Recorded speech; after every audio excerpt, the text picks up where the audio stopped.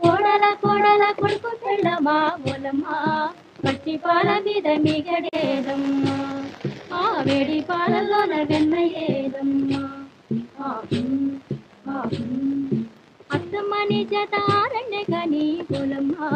పచ్చి పాల మీద మిగడుంటుందా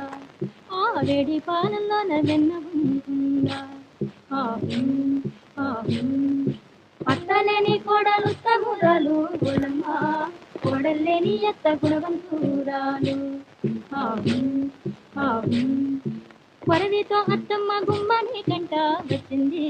గుమ్మని కాలంట పడుతుంది తేరు ఎందుకి పోరని అడుస్తూ మా ఎత్త కోలమ్మ మంచిదాని మళ్ళీ మళ్ళీ పోయింది